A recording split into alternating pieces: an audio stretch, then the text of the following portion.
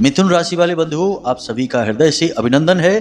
बहुत बहुत स्वागत है मिथुन राशि भिंड यूट्यूब चैनल में। बंधुओं, जैसा कि आप सभी जानते हैं कि अब माता रानी अपने लोक अपने धाम को प्रस्थान करने वाली है। नवरात्रि समाप्त होने वाले हैं और इसे भी आप अवश्य ही जान लीजिए कि किसी भी दिव्य शक्ति के आगमन का और उनके प्रस्थान का समय सबसे अधिक महत्वपूर्ण होता है। तो अब ऐसे में आपको बहुत सावधान रहने की आवश्यकता है।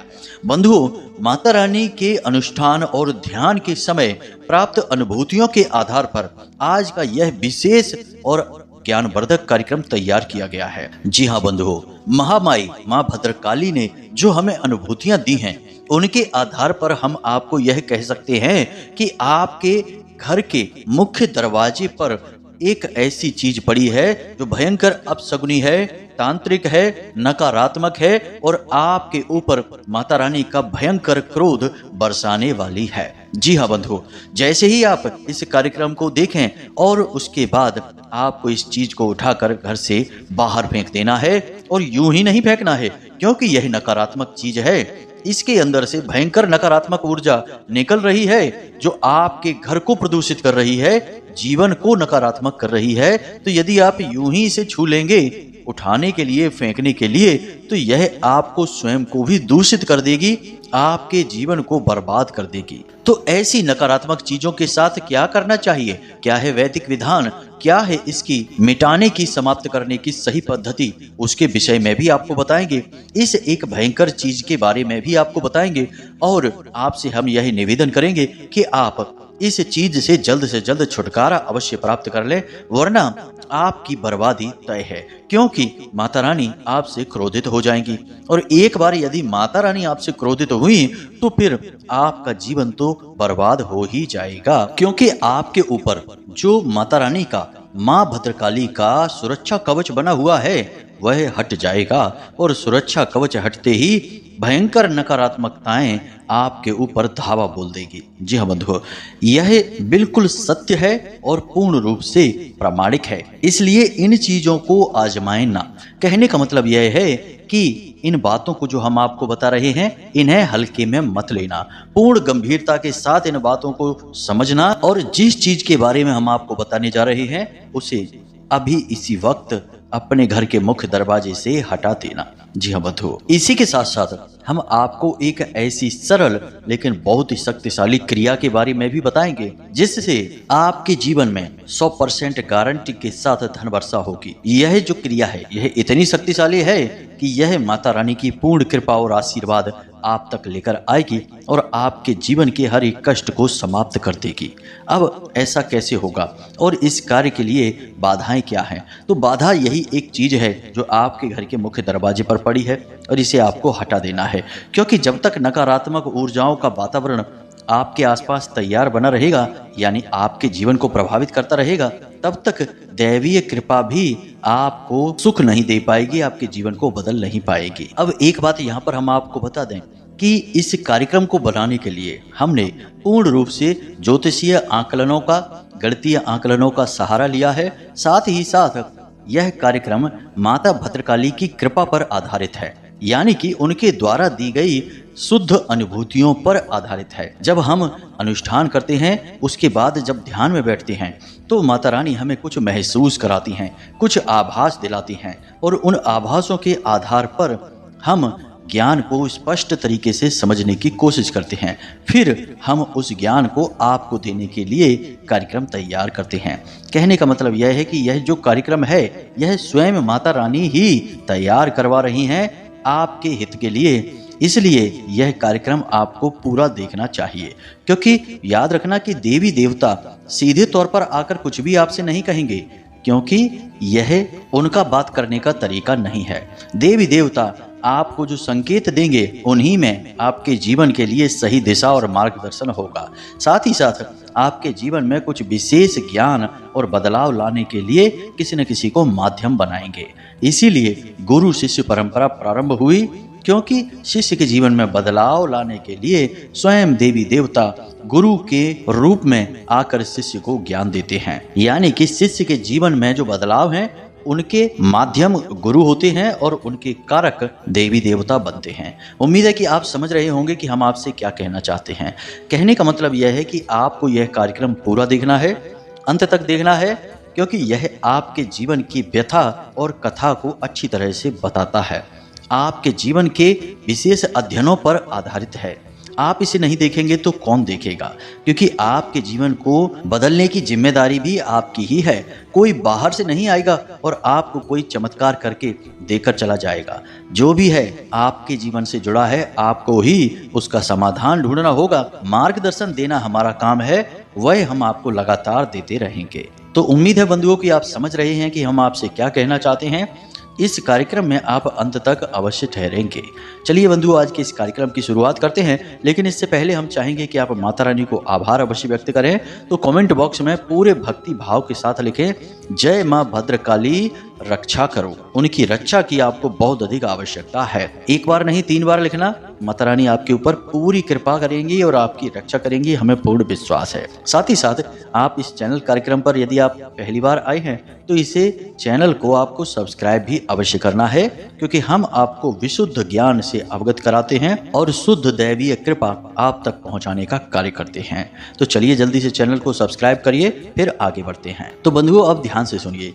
जैसा कि हमने आपसे कहा कि दैवीय शक्तियां जब इस मृत्यु लोक में आती हैं, कुछ समय तक विचरण करती हैं, तो उनके आने का समय और जाने का समय बहुत अधिक महत्वपूर्ण होता है। वैसे तो जब तक वे इस मृत्यु लोक में रमण कर रही हैं, संपूर्ण काल ही उनको समर्पित होता है और बेहद महत्वपूर्ण होता है। लेकिन प्रारंभ की और अंतिम जो समय होता है वह सबसे ज्यादा महत्वपूर्ण होता है। उस समय में यदि आप कोई गलती कर बैठेंगे तो निश्चित तौर पर जो कृपा है देवी देवताओं की वह आपके ऊपर से हट जाएगी। और जब देवी देवता जा रहे हैं उस समय यानी विसर्जनम के समय पर आप यदि कोई गलती कर बैठेंगे तो फिर निश्चित तौर पर जो आपके ऊपर आवरण है वह लंबे समय तक हट जाएगा और आपको भयंकर नकारात्मकताओं का सामना करना पड़ेगा। जी हाँ बंधुओं, तो सबसे पहले आप इन बातों की गंभीरता को समझते हुए ध्यान से सारी बातों को समझना।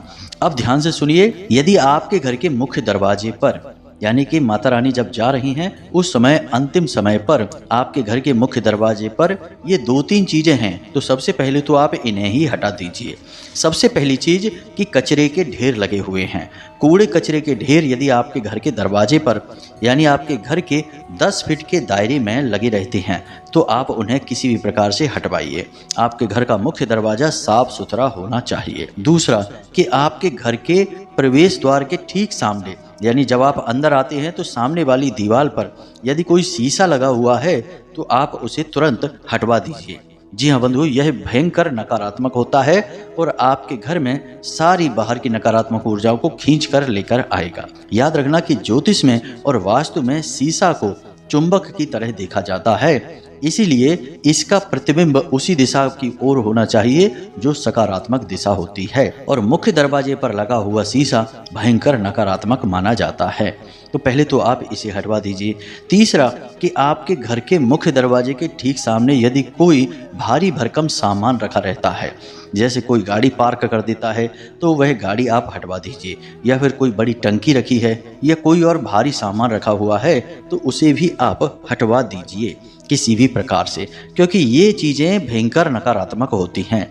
इसी प्रकार जंग लगा कोई सामान आपके घर के मुख्य दरवाजे के सामने पड़ा रहता है, जैसे कोई पुरानी टूटी फूटी मशीनरी है, कबाड़ है, उसे भी आप अवश्य हटवा दीजिए। इसी के साथ साथ बंधुओं, कुछ ऐसी चीजें होती हैं जो किसी अन्य व्यक्ति के घर की नकारात्मक ऊर्जाओं को आपके घर में प्रवेश करवा सकती हैं। जैसे कि यह साफ सफाई का समय चल रहा है, आप देखें कि आपके घर के सामने, आपके मुख्य दरवाजे के सामने यदि कोई किसी प्रकार का अपने घर का टूटा फूटा सामान डाल जाता है, खास तौर से कोई टूटा फूटा फर्नीचर है, शीशा है, कांच है, या फिर फटे पुराने कपड़े या उनकी थैली कोई डाल जाता है, तो फिर आपको सावधान हो जाना है, क्योंकि यह उसके घर की नकारात्मकता है जो उसने तो निकाल दी है, लेकिन यह आपके जीवन में, आपके घर में प्रवेश कर जाएगी। अब एक बात याद रखना बंधुओं कि हमारे शास्त्रों में यह स्पष्ट तौर पर बताया गया है कि कोई भी भूत प्रेत पिशाच और नकारात्मक ऊर्जा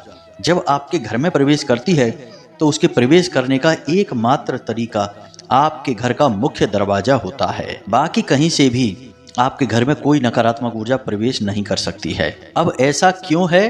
तो ऐसा घर की बनी हुई संरचना के अनुसार होता है। घर की जो संरचना होती है वह इस प्रकार बनी होती है कि बाहर और अंदर जाने के लिए केवल मुख्य दरवाजे का ही प्रयोग किया जाता है। और जिस प्रकार से मुख्य दरवाजे का प्रयोग बाहर और अंदर जाने के लिए आप करते हैं, ठीक उसी प्रकार से ऊर्जाएं भी अंदर और बाहर होती हैं। और याद रखना कि जो नकारात्मक ऊर्जाएं होती हैं वे स्वयं आपके जीवन में और आपके घर में प्रवेश नहीं करेंगी, वे माध्यम बनाकर किसी न किसी के साथ प्रवेश करेंगे। यानी कि या तो आपके ऊपर ही हावी हो जाएंगी या आपके घर के किसी अन्य सदस्य पर हावी हो जाएंगी। किसी न किसी पर हावी होने के बाद वे आपके घर में प्रवेश करेंगी। इसीलिए आपने यह भी देखा होगा कि पुराने जमाने में गांव देहातों में लोग अपने मुख्य दरवाजों का बहुत तगड़ा इंतजाम करके रखते थे। दरवाजों के आसपास हमेशा स्वास्तिक बनाते थे और पंचशूलक अवश्य लगाते थे। दरवाजों पर ओम अवश्य लिखवाया जाता था, जो कि ईश्वर का अक्षरी स्वरूप माना जाता है। इसी के साथ साथ अपने घर के मुख्य दरवाजों पर शेरों की या फिर हाथियों की बड़ी बड़ी मूर्तियां भी रखवाई जाती थी। साथ ही साथ मुख्य दरवाजा जो होता था वह धातु का नहीं होता था। उसकी जो दहलीज होती थी वह पत्थर की या लकड़ियों की बनाई जाती थी। दरवाजे भी, चौखट भी लकड़ियों के ही बनाए जाते थे। ऐसा इसलिए होता था क्योंकि जो लकड़ी है या पत्थर है ये ऊर्जा के कुचालक होते हैं। किसी भी प्रकार की ऊर्जा इनसे पार नहीं जा सकती है। तो इसका प्रभाव भी जीवन में देखा जाता था। लोगों पे चाहे उस समय धन दौलत कम हो, लेकिन उनकी जरूरतें भी कम होती थीं और कम में भी लोग बड़े ही प्रेम के साथ रहा करते थे, एक दूसरे से भावनात्मक तौर पर जुड़े रहते थे। लेकिन ठीक इसके उलट आज के समय में जब लोगों के पास पैसा भी है, जरूरत का ढेर सारा सामान भी है और सारी सुविधाएं भी हैं, मोबाइल फोन है, गाड़ियां हैं, सब कुछ है, लेकिन तब भी लोगों के मन में चैन नहीं है, सकारात्मक ऊर्जाओं का अभाव है। दो लोग घर में हैं तो वे दो लोग भी एक दूसरे से बात नहीं करना चाहते हैं। इतना आपसी मनमुटाव व मनस्यता बढ़ चुकी है। यह सब इसी की वजह से है क्योंकि नकारात्मक ऊर्जाओं का प्रभाव भी अब सब जगह रहने लगा है, घरों में तो खास तौर से, क्योंकि अब लोग धातुओं के गेट बनवाते हैं, चौखटें भी धातुओं की बनवाते हैं। तो इस वजह से नकारात्मक ऊर्जाएं आसानी से प्रवेश कर जाती हैं, इन्हें भेद जाती हैं। तो यहाँ तक आपको सारी बात समझ में आ रही होगी। अब हमने जो चीज़ें आपको बताई हैं, इन चीज़ों को आपको पहले देखना है अपने घर के दरवाजे पर, और यदि पड़ी मिलें तो इन्हें तुरंत हटा देना है। ये चीज़ें वो चीज़ें हैं जिन्हें आपके घर के मुख्य दरवाजे पर कभी भी होना ही नहीं चाहिए। यदि ये चीज़ें रहेंगी तो आप वैसे ही दुखी रहेंगे। एक बात याद रखना कि आपको ना केवल अपने घर को बल्कि अपने द्वार को यानी अपने दरवाजे को भी निगरानी रखनी है, साफ सुथरा रखना है। पुराने जमाने से ही आप देखते होंगे कि लोग जितना ख्याल अपने घरों की साफ सफाई का रखते थे, उतना ही ख्याल अपने घर के दरवाजों का भी रखते थे। रोशनी की सही व्यवस्थाएं की जाती थी और बहुत सफाई रखी जाती थी, पानी छिड़का जाता था, चौक वगैरह पूरे जाते थे और दीपक भी जलाए जाते थे सुबह शाम। अब धीरे धीरे ये परंपराएं गायब हो गई हैं, जिस वजह से लोगों में व्याकुलताएं भी अब बढ़ती जा रही हैं। खैर, अब हमने जो चीज़ें आपको बताई हैं, जरा इन चीज़ों के बारे में आप विचार करिए। अब हम आपको बताने जा रहे हैं उस एक चीज़ के बारे में जिसको आपको ज़रूर से ज़रूर हर हालत में अपने घर के मुख्य दरवाजे से हटा देना है, क्योंकि यदि आपने उसे नहीं हटाया तो माता रानी जाते जाते भी आपसे क्रोधित हो जाएंगी और आपको भयंकर श्राप दे जाएंगी। अब श्राप देना क्या होता है? श्राप देना यही होता है कि माता रानी की कृपा आपके ऊपर से हट जाएगी, और वही है माता रानी का श्राप। यूं ही किसी को वैसे देवी शक्तियां श्राप नहीं देती हैं, नाराज अवश्य हो जाती हैं। कोई लोग कहते हैं कि ये आप क्या कह रहे हैं, कभी भगवान भी किसी से नाराज होते हैं? तो आप समझिए कि भगवान किसी से प्रसन्न तो होते हैं ना। जब प्रसन्न हो सकते हैं तो नाराज क्यों नहीं हो सकते हैं? जब भगवान प्रसन्न होते हैं तो उस इंसान के जीवन में खुशियां ही खुशियां भर जाती हैं। इसी प्रकार जब भगवान नाराज होते हैं तो इंसान के जीवन में दुख ही दुख भर जाते हैं। अब नाराज होने का यहाँ पर मतलब यह नहीं है कि भगवान आपके जीवन में विनाश लीलाएं करेंगे, आपको परेशान करेंगे नहीं, बस इतना करेंगे कि आपके ऊपर से अपना सुरक्षा कवच हटा देंगे। और इसी बात का इंतजार कर रही हैं तमाम नकारात्मक ऊर्जाएं, और जब ऐसा होगा तो वे तुरंत आपके जीवन में प्रवेश कर जाएंगे। फिर जो आतंक होगा, जो परेशानियां होंगी, जो विध्वंस होगा, वे नकारात्मक ऊर्जाएं मचाएंगी।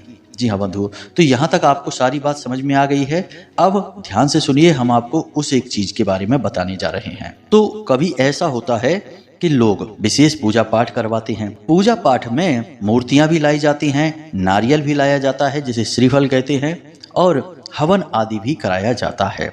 अब होता ऐसे में यह है कि कभी कभी लोग मूर्तियां लेकर आते हैं और जब वे खंडित हो जाती हैं तो उन मूर्तियों को यूं ही कहीं पर फेंक देते हैं, दरवाजों पर फेंक देते हैं या फिर कचरे में भी फेंक देते हैं। बहुत सारे लोग नहीं फेंकते हैं, लेकिन कभी कभी लोग फेंक भी देते हैं। तो शास्त्रीय विधान यह कहता है कि देवी देवताओं की मूर्ति या तस्वीर भले ही अब खंडित हो चुकी है या आपके उपयोग में नहीं आ रही है, आपने कोई नई मूर्ति ले ली, नई तस्वीर ले ली, बड़ी तस्वीर ले ली, तो इसका मतलब यह नहीं है कि अब वह खराब हो चुकी है, उसे यूं ही फेंक दिया जाए। उनका विसर्जन करना पड़ता है। या तो उन्हें जल विसर्जित करिए या फिर उन्हें किसी पवित्र वृक्ष के नीचे मिट्टी में दबा दीजिए। अब लोग नहीं समझते इन बातों को, तो यूं ही फेंक देते हैं चीज़ों को। कभी घर में इधर उधर रख देंगे और बाद में बच्चे खेलेंगे तो उनको ले जाकर तोड़ फोड़ कर यहाँ वहाँ फेंक देंगे। तो अब आपके घर के मुख्य दरवाजे पर यदि देवी देवता की कोई मूर्ति या फिर कोई तस्वीर टूटी फूटी खंडित हालत में पड़ी हुई है तो आपको देखना है और उसे वहां से हटा देना है। यदि आप ऐसा नहीं करते हैं तो आप दिव्य ऊर्जाओं के कोप के भाजन बन जाएंगे। इसी के साथ साथ जो पूजा पाठ में नारियल चढ़ाए जाते हैं, उन नारियलों को तोड़ने के बाद उनके ऊपर का जो खोल होता है, जटाएं जिन्हें हम कहते हैं, उन्हें भी हवन की अग्नि में जला दिया जाता है। या फिर वे भी निर्माल्य हैं तो उन्हें भी जल विसर्जित करना चाहिए। लेकिन लोग उनका प्रयोग समझते नहीं हैं। इनको प्रयोग करने के बाद बस यूं ही इधर उधर फेंक देते हैं। तो यदि कोई श्रीफल भी आपके घर के मुख्य दरवाजे पर टूटी फूटी हालत में पड़ा हुआ है तो इसे भी आपको हटा देना है। तो इन दो चीजों को आपको देखना है, यानी कि किसी के यहाँ कोई विशेष पूजा पाठ हवन आदि हुई और उसमें बचा हुआ कोई निर्माल्य है और उसे यदि कोई किसी पॉलीथीन में, किसी थैले में भरकर आपके दरवाजे पर रख गया है, फेंक गया है, तो उसे आपको तुरंत हटा देना है। इन्हें यदि आप नहीं हटाएंगे तो दैवीय कोप आपके ऊपर आएगा। तो अब आप इन्हें कैसे हटाएंगे, इसके बारे में भी आपको विचार करना है। यदि कोई तस्वीर है देवी देवताओं की, यदि कोई मूर्ति है, श्रीफल है या फिर कोई हवन आदि की सामग्री है, पुष्प वगैरह हैं, तो आप इन्हें उठाकर एक थैली में भर लीजिए।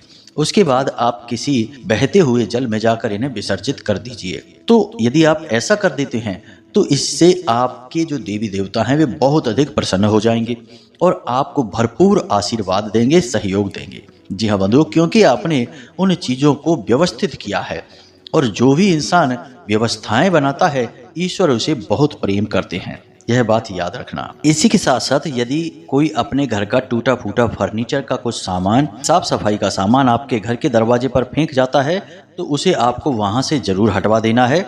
उसे आप जो मर्जी वैसे फेंक सकते हैं, हटा सकते हैं, उसका कोई विधान नहीं है। चाहे तो आप उन्हें एक जगह इकट्ठा करके आग भी लगा सकते हैं, यानी जलाकर भस्म कर दें। अब आपको यह भी देखना है कि नवरात्रि का जो अंतिम समय होता है उस समय पर तांत्रिक भी बहुत सक्रिय हो जाते हैं। तो किसी प्रकार की छोटी मोटी तांत्रिक क्रिया करके भी आपके जीवन में और घर में नकारात्मकता ला सकते हैं। तो यह विषय सबसे महत्वपूर्ण हो जाता है कि आप यह देखें कि आपके घर के मुख्य दरवाजे पर नवरात्रि के अंतिम दिन या उसके बाद कोई तांत्रिक वस्तु तो नहीं पड़ी है। तांत्रिक वस्तु क्या होती है, इन्हें आप ध्यान से समझिए। किसी जानवर का कोई दांत या कोई हड्डी या फिर कोई नाखून और साथ ही साथ कुछ बाल यदि पड़े हैं, समझ जाइए तांत्रिक है। साथ ही साथ इनके सिंदूर भी अवश्य होगा, यानी कि ये चीजें पूजित की हुई दिखाई देंगी, इनके साथ कोई क्रिया की गई होगी। साथ ही साथ कपड़े की कोई पोटली लाल या काले रंग की पड़ी है तो सावधान हो जाइए। इसी के साथ साथ लाल मिर्ची के बीज भी पड़े दिखाई देते हैं तो सावधान हो जाना। और यदि नींबू जिसमें लौंग लगी हो या वह काटा गया हो और उस पर सिंदूर भी लगाया गया हो, यदि यह भी दिखाई दे तो बहुत ज्यादा सतर्क हो जाना। इसका मतलब यह है कि किसी ने जानबूझकर कोई बड़ा तंत्र आपके घर के मुख्य दरवाजे पर किया हुआ है। एक हमारे जानने वाले हैं, उन्होंने हमको बहुत समय पहले, लगभग 1 साल पुरानी बात हो गई है, उस समय बड़ी डरी हुई हालत में जानकारी दी, यानी हमसे मिले और आकर हमें बताया कि गुरुजी, हमारे घर के मुख्य दरवाजे पर आज सुबह जैसे ही हम बाहर निकले तो हमें एक चौक मिला। यानी चौक पूरा गया था और उसके बीचों बीच कटा हुआ एक नींबू था और लाल कपड़े की एक गुड़िया बनाई गई थी और सिंदूर वगैरह भी वहां पर पड़े हुए थे। कहने का मतलब यह है कि उनके घर के मुख्य दरवाजे पर बहुत ही शक्तिशाली बंधन क्रिया की गई थी। फिर हमने कुछ जरूरी समाधान उन्हें बताए तो उन्हें इन सब चीज़ों से मुक्ति भी प्राप्त हो गई। अब मुक्ति उन्हें इतनी जल्दी इसलिए प्राप्त हुई क्योंकि उन्होंने समय रहते इन क्रियाओं का जवाब दे दिया। बीमारी यदि छोटी होती है तो उसका इलाज भी बड़ी आसानी से हो जाता है, लेकिन यदि रोग पूरी तरह से फैल जाए और उसके बाद आप उसका इलाज करें तो बड़ा मुश्किल हो जाता है। छोटे से छोटा रोग भी फिर बड़ी मुश्किल से ही ठीक हो पाता है। इसलिए ये तंत्र मंत्र भी जो होते हैं ये किसी बीमारी से कम नहीं होते हैं। यदि आपको इनके संकेत शुरुआत में ही मिल जाएं तो तुरंत इनका समाधान कर देना चाहिए। अब तंत्र मंत्र से जुड़ी हुई कोई चीज यदि आपको मिलती है तो उसका क्या समाधान है? बंधुओं, इन चीजों को कभी भी अपने शरीर से ना छुएं, डंडे से भी ना छुएं। कुछ लोग कहते हैं कि डंडे से एक तरफ खिसका देते हैं गुरुजी, कैसा रहेगा? तो डंडे से भी ना छुएं, डंडा लाठी बिल्कुल दूर रखें। बस आपको करना इतना है कि पेट्रोल लाएं और कुछ लकड़ियां इकट्ठी करें और इसके ऊपर लकड़ियां रखकर और पेट्रोल डालकर अच्छी तरह से पेट्रोल डालें और आग लगा दें। इतनी जोर से आग लगाएं कि ये चीजें भस्म हो जाएं। यदि आप यह कर देंगे तो इन चीजों का तोड़ वहीं के वहीं हो जाएगा।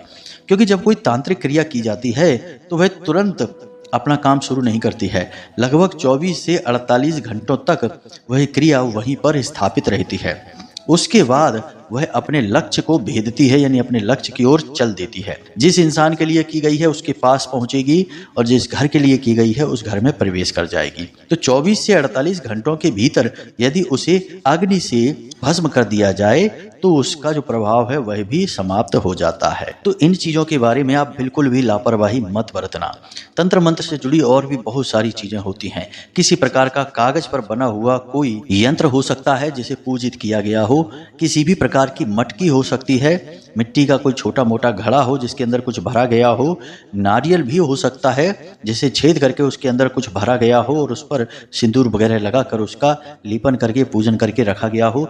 यानी कि किसी भी प्रकार की तांत्रिक सामग्री का यदि आपको शक महसूस हो तो उसे आपको एक ही कार्य करना है कि तुरंत उसे भस्म कर देना है। भस्म होते ही उसका प्रभाव भी समाप्त हो जाएगा, वह आपके ऊपर हावी नहीं हो पाएगी। लेकिन यदि 24 और 48 घंटों से ज़्यादा का समय हो गया तो फिर आपको कोई बचा नहीं सकता है, क्योंकि तांत्रिक शक्ति शुरुआत में बहुत अधिक शक्तिशाली प्रभाव डालती है, फिर भले ही बाद में धीमी हो जाए लेकिन शुरुआत बहुत जोरदार होती है। तो फिर इसके कई प्रभाव देखे गए हैं जीवन में, जैसे कि आकस्मिक कोई बड़ा घाटा हो जाना, आकस्मिक घर में कोई बड़ा रोग आ जाना, अचानक से पता चलता है कि अरे ये तो बहुत भयानक रोग हो गया किसी को, या फिर कोई बड़ी दुर्घटना हो जाना। जी हाँ बंधु, कई तरह के और भी प्रभाव होते हैं। कोई बड़ा सामाजिक लांछन लग जाना जो जीवन भर एक दाग बनकर बना रहता है, ऐसी बहुत सारी चीजें होती हैं। तो इन चीजों से आपको बचना है, सतर्क रहना है। और ये जो समय होते हैं जब नवरात्रि का अंत होता है या प्रारंभ होता है, खास तौर से अंत होता है, वह समय इन कार्यों के लिए बहुत ही खास होता है, विशेष होता है। ऐसे समय पर ही इन कार्यों को किया जाता है। तो ऐसे में आप सतर्क अवश्य रहें। बंधु, जो भी जानकारी हमने आपको दी है वह माता रानी के द्वारा दी गई अनुभूतियों पर आधारित है, इसलिए हमने जो चीजें आपको बताई हैं वे निश्चित तौर पर आपके मुख्य दरवाजे पर हैं। उनमें से कुछ न कुछ अवश्य पड़ा हुआ है, आपको बारीकी से जाकर मुआयना करना है और समझना है। लापरवाही बिल्कुल मत दिखाना। इन चीज़ों के बारे में और इस जानकारी के बारे में यदि आपने लापरवाही दिखाई और अनदेखी कर दी तो इसकी सजा तो आपको भुगतनी ही पड़ेगी। तो अब आप अपने मुख्य दरवाजे का आकलन करिए और पता लगाइए और जैसा हमने बताया है उसी प्रकार से इन सामग्रियों का वहीं के वहीं समाधान कर दीजिए, तो आप सुखी रहेंगे, परेशानियां आपको छू भी नहीं पाएंगी और माता रानी की कृपा भी आपके ऊपर बनी रहेगी। सारी बातें हमने आपको विस्तार से बता दी हैं। फिर भी यदि कोई प्रश्न आपके मन में उठे तो आप हमसे कमेंट करके भी पूछ सकते हैं। या फिर व्हाट्सएप नंबर पर मैसेज करके भी पूछ सकते हैं। इसी के साथ साथ आज के इस कार्यक्रम को समाप्त करते हैं। हमेशा हंसते रहिए, मुस्कुराते रहिए, सकारात्मक रहिए और माता रानी पर अपनी आस्था और विश्वास बनाए रखिए। दिन में एक बार मंदिर अवश्य हो आइए, क्योंकि आपका उद्धार तो उन्हीं की कृपा से होना है। मिलते हैं अगले विशेष कार्यक्रम में, तब तक के लिए धन्यवाद। प्रेम से बोलिए जय माई की, जय मां भद्रकाली। माता रानी आपका कल्याण करें। धन्यवाद।